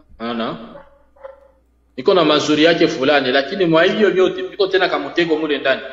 Mataksi tena utailipa mwa vile vyote, donc hautabakia na kitu. Nile tu juu uishi. Nile tu juu uishi, manake ni wewe uishi tu miaka kwende yake hapo sitaki kitu. Niyo ni ukweli. Na hujawahi hata nikikuuliza kuhusu usalama wako, umewahi kujiogopea usalama wako kufuatana na vitu ambavyo unazungumza? Mimi vitu ninaongea iko mindo wa kwanza na haiko vitu ya ajabu sana. Tunaongea habari ya magari ya deni, ni kweli. Zinachukuliwa nyumba za madeni, ni kweli zinachukuliwa. Taxes zinalipiwa, ni kweli. Unatumika hivi zezi zinaenda ndo mingi, ile ni kweli. Na kwa wazungu hata tunakuwa makazi kuambia isi la taxi zinapita, unasikia wewe hapa taxi zinapita, na kumzungu na bosi wako anaelewa hiyo. Kwa hiyo wanadiaka. Ndio kwa hiyo hakuna hata tatizo. Wow.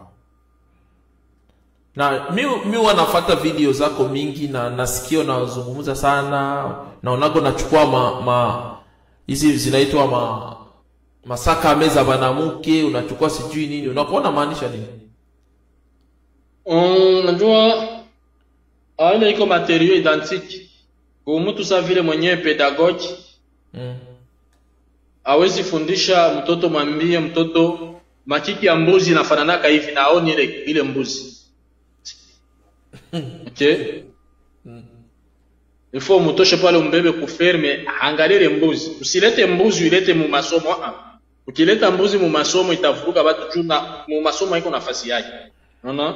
Okay. Tabidi wale watoto wabebe kuferme pale kwenye mbuzi na zoe. Ndio nabaonesha sasa unakusa hiyo makiki ya mbuzi. Indo manyoa, indo mapembe, indo masiti. Mtoto anaelewa vis-a-vis. Unaona na viona. Sasa nikikamata sasa kama inakuwa ni njia ya kuonesha mtu aelewe haraka, yani mpatia hisia mapema sana. Chumonyana kufuata piko watu wenyewe piko bakitwa nguvu. Mpaka uoneshe vitu ama majesi ndio akuelewa haraka. Piko bubu mwenyewe anakufuatilia, lakini akiona majesi au mavitu anaelewa kidogo litakuzungumzia. Ndio maana unaona mimi naonesha kama vitu sana ni juu ya kupata picha uhalisia haraka sana, sio kusema seme juu ya hivi ama juu ya hivi, hapana. Juu ya kupata picha uhalisia ya mambo kabisa. Kuna mwenye anauliza anasema hivi, Moise Chombo, sasa unaweza shauria nini ba Afrike benye banataka kuya huko Ulaya? Bakuye na banayua penye banakuya ni hivi ndio panakuwa. Bakuye na banayua penye tunaenda panakuwa ndio hivi, piko hivi. Lakini uko na sante, akikuona vile eski anaweza taka abakie kweli? Huku za mashindano hizi. Yaani naona kula shindano sasa. Tunakula kuku, wewe ukishakula kuku ya shindano utakuwa hivi. Uone kula wewe wote na mifupa. Okay. Nakumbuka tena Moise alisemaka kweli juu ya madivorce. Ni kweli Ulaya divorce ziko mingi? Unasema nini juu ya bapapa na bamama benye banaua bunyumba zao? Kwa kuua bunyumba iko njia mingi sana. Bunyumba piko vya mingi. Piko baba benye balichana ile mentalite ya Afrika anapenda ilete hapa. Na piko baba mwenye alikuwa shazoea kuona nendo anauzia bibi nani kikwembe, au siku bibi alitoka kwa maternite maskini, au kama bibi aliachikaka siku bibi anamrudisha ndo amuzia kikwembe, anapenda ile mentalite ilete na hapa. Alikuwa shazoea yeye mnyumba yeye ndo Goliath. Bile vyote viko nakia kuharibisha huku mashini, na yenyewe kama upigi mashini mzuri vile vyote navyo viko vinasababisha mnyumba nao pia kukufa. Ndio piko vya mingi tu. Wow. Hatari. Mwingine anauliza, eske unaweza tusaidia kutueleza tatizo yako ni nini? Kwa sasa eske madeni ama kurudi nyumbani, tusaidie please. Mimi sina tatizo. Tatizo yangu yenyewe niko nayo tu ni albumu yangu yenyewe niko nafanya ni malize mwaka unakuya basi hiyo. Anataka kuuliza, anataka kujua kama kuko tatizo ikiwa katikati ya wewe kutoka anauliza hivi, wewe sasa unaongea zaidi juu ya watu kuingia madeni ama ni kutaka watu warudi kunyumba? Mimi niko mwanaharakati, naongeleaga pointi zote kwanza, sio tu madeni ama kurudi kunyumba au nini, naongeaga kila kitu. Nishafanya video zaidi ya 10,000 video Asi. Donc nishaka ongelea pointi za mingi sana. Na kama watu walipenda hii mavideo ya mamadeni ya nini, nafikiri waliona kile ni vitu ya kweli vyenye viko. Ni kusema nini? Deni kuikwepa Maibu la ya piko jisu teze kwepa na piko jisi ya uizu kaikwepa. Kuna strategy. Piko ma strategy fulani. Sasa benzetu wenye balikia mapema huku balitufuchika ma kredi yao ikaribika. Sasa banakuacha na wewe unakuya na uke bidumukia ndani. Sasa mimi wa Moise Chombo ndo nikasema hapana. Mimi na mimi sitaacha bandugu yangu vile, bora niongee. Mwenye sasa atakadumukia mo atakaka sema lakini Moise Chombo alisema hivi.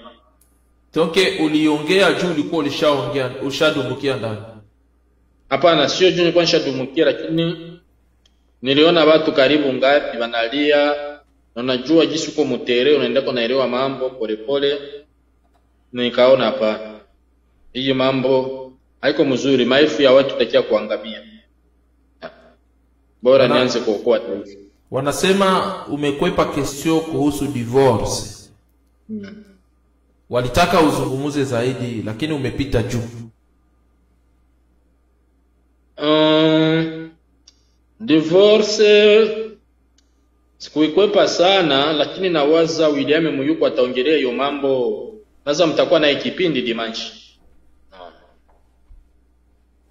Nafikiri mtakuwa na William Muyuko dimanche na mtaongelea hiyo mambo. Ndeza penda dimanche bajiunge wenyewe wanapenda hiyo mambo ya divorce batabisikia na sasa mtaongelea bibi mandoa ya nini? Ndio. Tazungumzia kuhusu divorce. Divorce wewe na William Muyuko. Ndio kipindi yenu sasa. Teza kuwa mzuri. Nisianze kumaliza utamu yote manjonjo yote na ile kipindi iko. Unaona? Okay. Na maybe tunapasha karibu tutamaliza, si ndio? Ndio. Yeah, karibu tutamaliza dakika kama bado dakika kama 5 tunaweza maliza. Ndio. Na wakati ambapo tunakwenda kumaliza, ningependa kwanza niambie watu habari fulani ambayo maybe hawawezi kuwa hawajui. Ni wajulishe tu hiyo habari kidogo tu kisha tutarudia. Okay? Ndio. Ya, nataka tu kuwajulisha kwamba kesho tutakuwa na mtu anatoa wimbo, utatoka saa 5 ya usiku. Pastor Marcel iko hapo.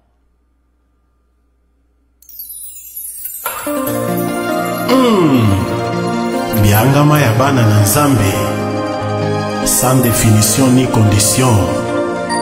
Merci Seigneur, merci. Okati butunga na yoki mongongo ekobengai. Akekoto na Eli abengite.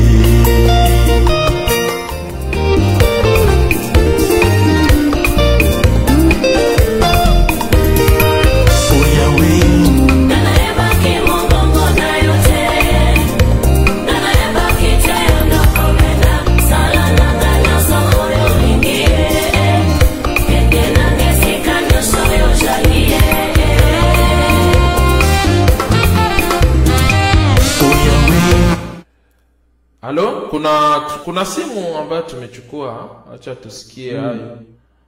Kuna simu ambayo tunapokea hapa, tusikie kwanza nataka kuzungumza nini. Tutawarudia baadaye, tutawaletea wimbo wa mchungaji. So, sijui swali lako mchungaji. Jambo sana.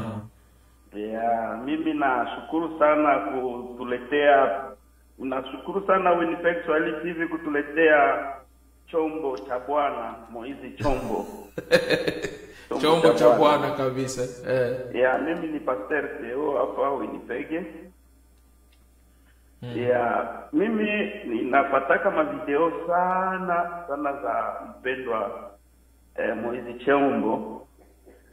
Zaidi mimi nilipenda kumuuliza, najua siku moja alipitia shida, inaweza kuwa ni kesio ambayo inaweza kuwa labda private, lakini unajua mtu kisha kwa mtu wa media, watu wanapenda wajue vile maisha yako. Kuna shida ambayo mpendwa alipitiaka ndani ya ndoa ya mke wake, wakamfunga ile vitu na viko hata kwa Facebook. Mimi nitafuta kuuliza kama Papa Moize alishakasamehe ile familia, kama alishakawasamehe kabisa. Juu nilionaka alitia kama video na za papastere na za wanani na mafoto. Napenda kujua, unajua tunamaliza mwaka na mtumishi wa Mungu, napenda kujua kama alishakasamehe ile familia. Mungu akubariki.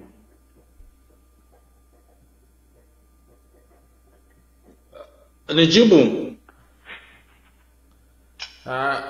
Alishakata lakini atakusikia kwa kujibia. Ukimjibia atakuwa na kufuata.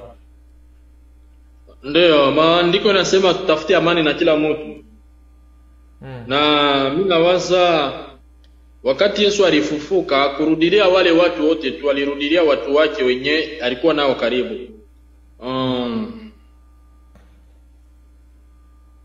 Wale watu tuliwahi kukutana, piko tu ile salamu, lakini ile ushirika aseme kuingilia ndani kati tena huyu yuko kwa huyu, yuko kwa huyu, yuko kwa huyu, ile ndo hakuna. Lakini kila mwana anafanya mambo yake, lakini mkikutana munjia mnaongea, hiyo tu ndio. Hakuna ile nyingine aseme ushirika ya sana, aseme huyu ayue kia huyu ayue, lakini mkikutana munjia mnaongea, pakiwa kilio pakiwa feto huyu anafita, lakini ile kusema huyu wako wa hivi tena wa hivi ile hayo. Yaani unachukua jambo la msamaha. Lakini hakuna tena aseme ile kama zamani aseme mtabebana hivi muende huku mfanye hivi, ile hapo. Okay. Na mimi nawaza avionaji tena kwa Facebook, avionaje wapi ile ilishapita. Ilishapita, ni yenyewe ilikuwa na ikapitaga, na watu wakatafutana, watu wakayamaliza, basi kila mmoja kivyake wanafanya vyake na wafanya vyake hivi. Inaweza kuwa ni sababu moja ili kufanya mpaka ukachukia Ulaya ama kuongea juu ya divorce. Hapana, mimi siongeaji sana ya divorce, mimi siawahi kuongea divorce. Mwenye naongea ya divorce ni mwenye mtakuwa naenda kipindi. Mimi naongea ya Ulaya ya madeni, ya barabara ya nini, mara mingi hivyo mimi siongea. Ukweli ni kwamba unazungumza mambo ya maana, ikiwa watu wanaweza kuwa hawaichukulii, lakini ni mambo ya maana. Kweli ni kwamba madeni inaua watu sana hapa. Madeni inaua watu sana. Yes, tunajua taxes zinakatika, zinafaa, lakini nazo ni nyingi zaidi mpaka zinaumiza. Yaani tunaingiza kidogo, lakini zenye zinatoka ni nyingi zaidi. Ni ukweli. Na wakati ambapo tunataka kumaliza sasa, kwa sababu muda wangu pia unaisha, bado tuko na program nyingine ya mchungaji kutoka Kenya. So kwa hivyo tungependa tu kuzungumza kukuambia kwamba tuko na Moize Chombo, na ikiwa unaweza taka kumfuata zaidi, wanaweza kufuata wapi? Niko kwenye YouTube nimo, kwenye Instagram nimo, Facebook nimo, Twitter nimo, mitandao yote ya kijamii. Kila mahali. Na kila mahali nipo tu, unaandika tu Moize Chombo utanipata. Na niliona katika nini yako wewe ni mwimbaji tena. Mimi ni mwimbaji, niliimba fasi nyingi sana, niliimba Kusayuni, Kukafu, niliimba fasi nyingi sana, Imani Panzi, Mumbogo, Kusimina wapi. Niliimba mu quartier des Aces, Joy, nilicheza Lubumbashi, nilicheza na haba ba 100% baba walikuwa nachezea Mazembe. Nilikutana na wengi tu, maraisi, gavana, nini.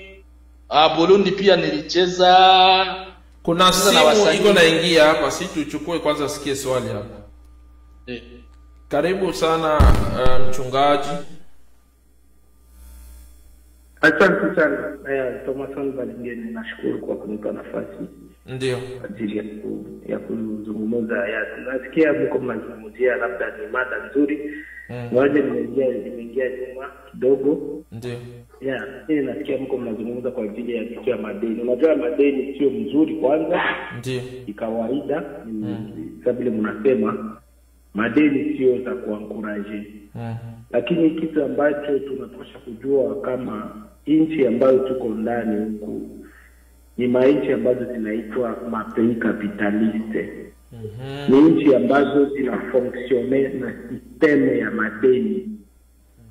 Na tukiona mzuri kama kwetu vitu viko vinashindikana, povrete inaendelea, sababu hawana ile accessibility ya kupata deni. Ndio ile mikopo kidogo huko ma credit kidogo yenye watu wanatafuta kuanza vile ma initiative bunashindikana tu sababu pesa haziko. Hata hizi nchi ambazo tumeingia ndani ni nchi ambazo zina functione na system ya credit. Angalia tu kwanza sisi ambao tumepata hapana sponsorization, lakini hata wenyewe walikuwa sponsorize. Deni unaanzaka unaanzia deni na hauyafika mwini nchi. Hauyafika tayari, lakini wanakuambia sign hapa, je utakubali kulipa BA, tutakufanyia na hiki na hiki na hiki na hiki. Alafu mnafika mara moja mnaingia ile system ya deni. Ile ni jambo la kwanza. Jambo la pili ni kimaisha tu. Unaona, juu tukiangalia pia manyumba, wakati mnasema kukamata manyumba ni madeni, kukamata magari ni madeni. Lakini angalia pia haiko kila mtu ndio anapatia kadeni. Ilifo unapata approval kwa wale ambao wamenunua manyumba, muwaulize, watakwambia kama haiko process ya kulala na kuamka.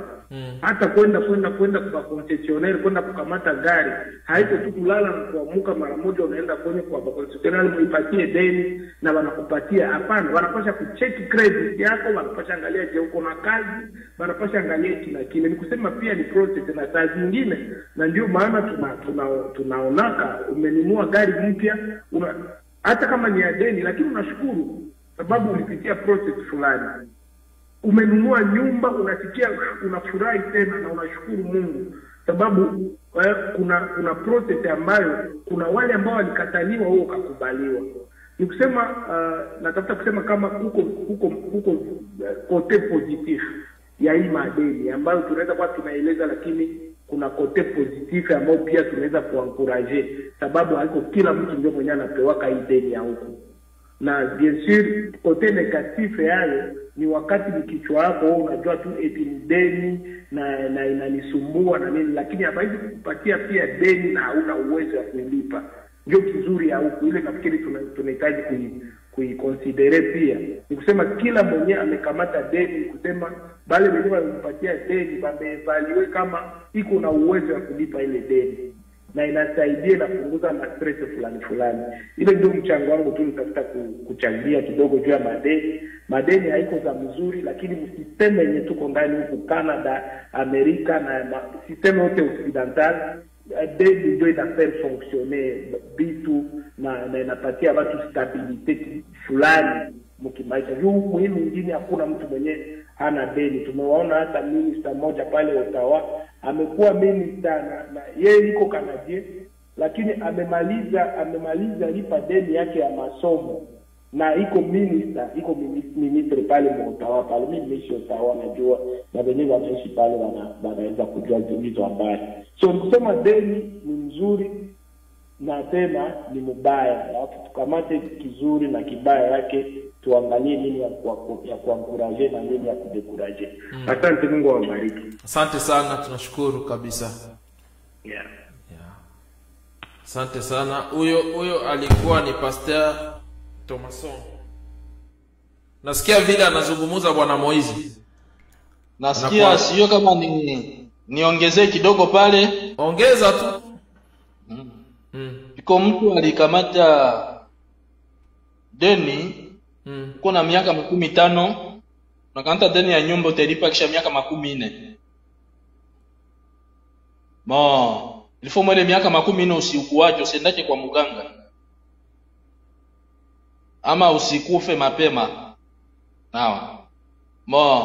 Hauna kontra na Mungu aseme ndamaliza ile miaka kama hivi ama sitakuwa inakuwa probleme mkulipa, unashikutana unaacha watoto nao hivyo mamadeni. Cha pili mufaso ya kulipa. Unakutanaka kama uko nalipa $1000, unakutana ni 700 ndio inaandikiwa ama ni 600. Zingine zinapita ni kwa taxes, zingine zinaenda huko, zingine zinaenda. Donc unakutana unalipa franga ichaki. Wakati unakutana kamata ile nyumba ya deni, haikuacha seme batekupa tu ya deni bila infra yenyewe ulipana. No. Sio aseme batekupa tu bure tu, juba naangalia kwa tuna kazi, hii nyumba ni $100,000. Kama tutakuwa nalipa porepore. Upako wache avance. Unachile avance tuseme ya $50,000. Okay. Zile zingine uzilipe miaka 14 ama 35, au yote utakufa wakati gani, au ujue kama utafanya siku ngapi kwa hospitali utaweza ukua, au ujue ni nini. Ukifanya equivalence ya ile $50,000 yenye uliipana tu pale kunyumba, kama unaitumikisha mzuri, ingine mipangilio, uko tajiri mkubwa sana wa kesho na ukapata hata nyumba 7 mwa ile $50,000. Onke ni nawaza ni akili njoo mtu tu, ni kujua jinsi tu ya kujua bazungu nao wanacheza na akili yetu kwa. Donc anakuonesha unaona hivi kuliko kwa mpangai uko nalipa ile $1,000 ama $1,500. Nasikia miaka tuko mpangai na yenyewe utakuwa nalipa miaka 14, lakini kesho nyumba inakuwa bakia yako. Donc wanakuonesha mavitu ya vile, abakoneshe chini kule kiundani ni nini asilia. Kesho unakia kujia, unakia kujuta, unashindwa kulipa zile franga zenyewe ulikuwa shalipa zinaenda bure. Donc kesho inakuwa majuto, ni mjukuu ni mzuri kukamata ile nyumba deni.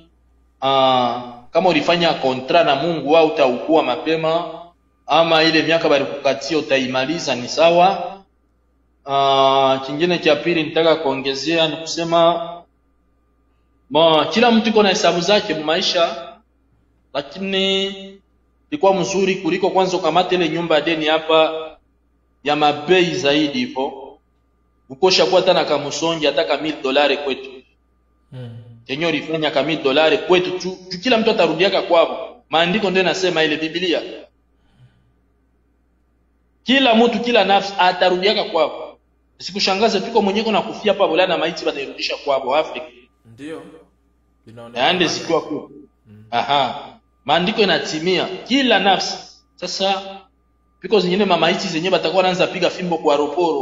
Unashuhudia kama ni aeroporo ya Kinshasa, kama ni ya Burundi, kama ni wapi, fimbo njoo banafungua nao kule. Ndio miaka na miaka ulifanya Bulaya, hauna kamusonge kunyumba, ulikamata ndo nyumba ya deni kule ya mamilioni na mamilioni yenyewe kwetu ngefanya mabitu. Sasa unakufa hapa sasa ndo maiti wende zikia kule, ama hapa bisha kuwa ngufu ndo na bebia watu ya Afrika diare sasa. Unaona? Wow. Unakia kukutana mzuri kamata nyumba ya deni, lakini ukosha kwa tena kamsonge kwetu kikushindaka hapa au nini, ukirudia hata kwetu unaenda kwanza kupumzikia hata pale kidogo, ama kale kenyori tia kwetu unakapangisha kana kanasaidia kulipa ya hapa kabisa. Sawa watazamaji, nafikiri muda wetu unaendelea.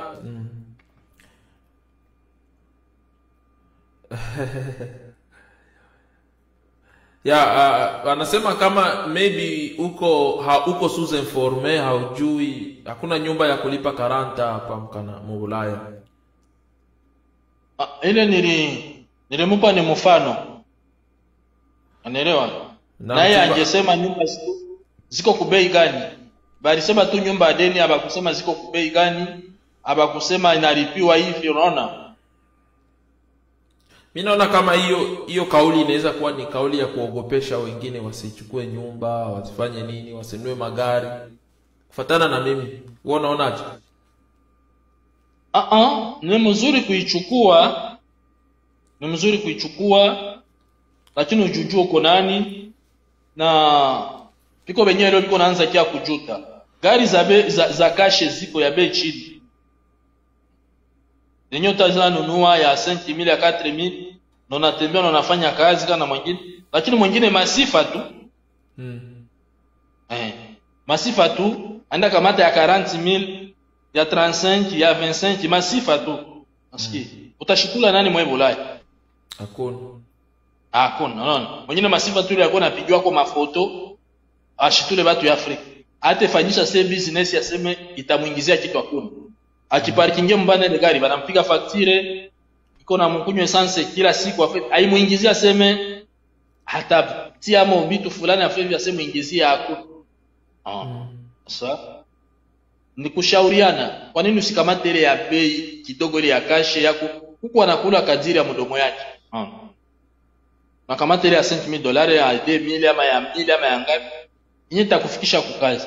Kuliko ujifanye maisha ya kuigiza ukosa vile bacheza filme ama msanii fulani ndio anapenda maisha ya vile.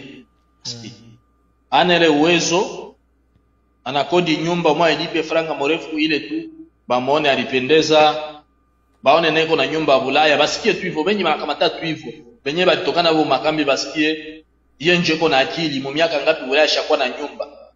Okay, ni adeni ayu atailipaka wakati kana ayu itaisha wakati. Wengine tu wengine mamu vya vile tu. Ndio mko ama una masifa fulani ile ukamate mabibi. Yamaanisha sasa kufuatana na wewe watu wachukue nyumba ikiwa washajenga kwao. Ni mzuri. Mtu unakwabo kwanza. Hakuna siku mzungu anaweza kufanya vile Afrika hata ishi miaka na miaka Afrika aanze kwa kujenga Afrika huku waache. Kwa nini hauzi jiuliza mzungu? Hakuna siku ataenda Afrika oni anaenda na familia yake. Anabachaka huku yeye ndio anaenda Afrika. Lakini sio utalilia mzungu akulete huku na kizazi yote. Kwa sababu tuna ile wanaitaga push factor na pull factor. Kitu ya kuvutia na kitu ya kupush. Kama sisi tuseme kwetu kuna vitu visababisha tukimbie nchi. Unaona? Yaani kuna vita ambazo kufanya tukimbie lakini hatungetoka. Unaona?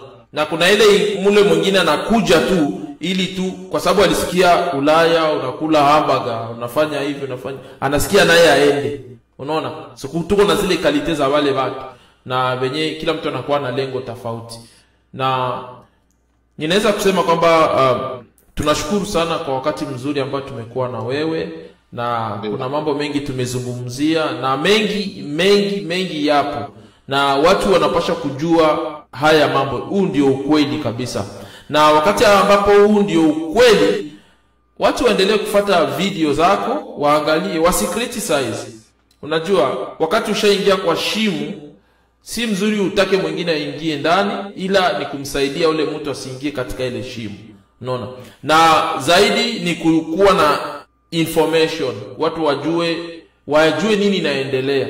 Ukweli ni kwamba hiyo mambo ya madeni na ni watu tunajaribu kuiacha kando lakini ni mojawapo ambayo inasumbua watu.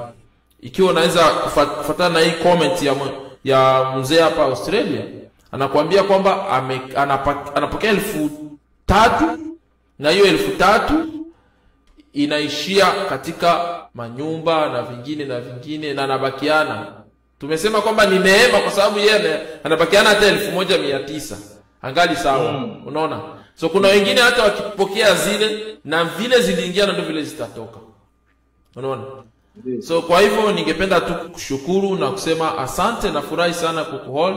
Siku nyingine tukiwa na swali ambayo itahitaji kitu kingine tutakualika tena tukuje tuzungumuze. Na tunafurahi watazamaji wetu wa Winnipeg Swahili TV ambao wanaendelea kutufuata kwa wingi kabisa na tunasema Mungu awabariki wote na muendelee tu kutufuata. Kumbuka bado tuko na mchungaji kutoka Kenya ambaye atakuwa akizungumza na sisi na baada ya pale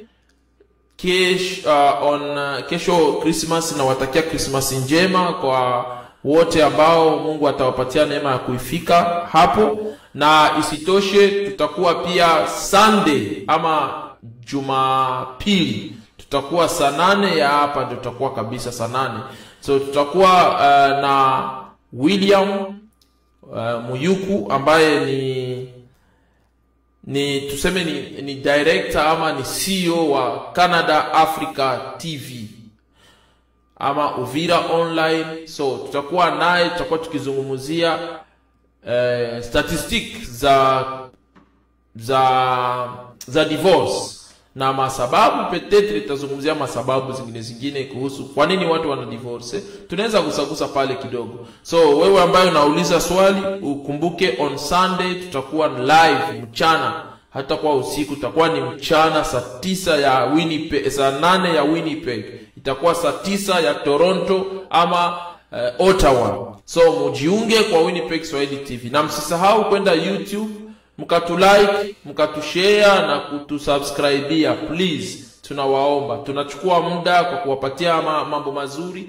Kumbuka Winnipeg Swahili TV tuko tunawaomba. Ingia tu pale kwa YouTube, click tu pale, ile click yako moja ukipiga pale itatusaidia. Kitaka kujua zaidi kuhusu Moise, enda YouTube, kuko video zake na Facebook yake pale, utaona mitandao yote amesema yuko pale. So kwa hivyo mimi sitakosa kukuambia, ikiwa nikisema kwa heri sitakuwa nimedanganya mavipi ndugu Moise. Ando malaje juu tupo na tutakuwepo tu. Asante. Tunashukuru sana kutoka hapa kwetu Winnipeg, na tunaendelea. Ikiwa unaweza jipata kwamba una wakati na una mambo ya kuweza kuzungumzia watu kupitia mtandao, tuambie, tuko tayari kukualika uweze kupase message. So sijui kama kuna neno la mwisho unaweza kuongea mbele ni kuache. Nami nawashukuru wote waliotufuatilia, wenyewe wamejima muda ya kufanya vitu vingine lakini wakatusikiliza. Na wote wenyewe maswali yote ilikuwa mazuri, na watu wasilegee, wasivunjike moyo. Tupo juu ya kusaidiana kama Waafrika. Sisi Waafrika ndio tutajisaidia. Haiko mzungu ndio atakia kukomboa. Sisi Waafrika ndio tutajisaidia. Yaani tushikamane, tushirikiane na watangazaji, na sisi wa MC, waimbaji, tushikamane wote, tusikalie kwanza ile mambo ya baraka. Utabarikiwa, utainuliwa. Ni mzuri kubarikiwa, tukatari. Chini tuanze kuoneshana kweli na dunia penyeko naenda ni wapi. Yaani moyo, sio watu weusi hapa uko na uwezo ya kushangaza hapa bazungu, lakini sasa tunajiachilia kila mtu kivyake. Naona. Kwanza nashukuru kwa jinsi mnaenda kupata hii akili ya kusema nyinyi mwanze kufanya media. Tuko limite hapa media wazungu wanatubania. Media gani ya mzungu? Moise Chombo tenda pita sema ndo Moise Chombo nifanye kipindi. Haiko rahisi. Unaona? Tuko na malimite, kila kitu balijua kutoka Afrika, tuko na matala watu weusi. Kama ni kuimba unaimba kweli, kama uko komedi unacheza ya ukweli, hapana yabo ya la komedi. Walijua yote, watu weusi wako na matalent nyingi sana, tuwabanie kwa hii, tubane kwa hiki. Lakini sasa nawashukuru kwa kuona mnaitambua hiyo. Nyinyi mnaanza fungula ma media manini, unaona? Itasaidia. Mwenye atadharau hii ni jambo kubwa sana, lakini naamini siku zinakuja ni mambo makubwa sana. Ndiyo. Hiyo ndio ilikuwa neno yangu. Watu wasikose kusubscribe kwenye Winnipeg Swahili TV, waende YouTube, fasi yote mitandao ya kijamii wapo. Moise Chombo nipo YouTube, Instagram, Facebook, kama kawa. Mbarikiwe sana. Asante sana. Basi bila kukawia nitaweza kuwashukuru nyinyi wote ambao mmeendelea kututazama. Nitamwambia ndugu Moise yeye ahame kwa sababu yeye aende. Na msisahau kwamba Moise yuko muimbaji. Kuna wimbo wake ambao aliuimba, ni wimbo mzuri sana. Alionyesha sifa za Yesu ni za ajabu. So huo wimbo tutakuchezea tukishakuwa tunafunga, lakini wakati ambapo tuko tunaenda tunamaliza nikwambia kesho Pastor Marcel iko naenda kutoa wimbo, utatoka official kesho, unaitwa Appel. So Appel ni wimbo ambao utatoka kesho, so usikose kufuata saa 5 ya usiku ndio utakuwa out. Tulikuwa naye live, ukifuata kwenye live yetu utatupata, tulikuwa naye. Basi kwa hivyo nitakuachia, na usisahau kwamba kuna samaki, kuna kibonde, kuna kambale, kuna way back tune. Stay tuned. Unajua kuna watu wengi wakifika hapa wanaanza kuambia mimi sitakula kambare. Hapana, kambare ni ya maana. Sikia kwanza, tena ya bei chini, tena fasi nzuri, Enjoy.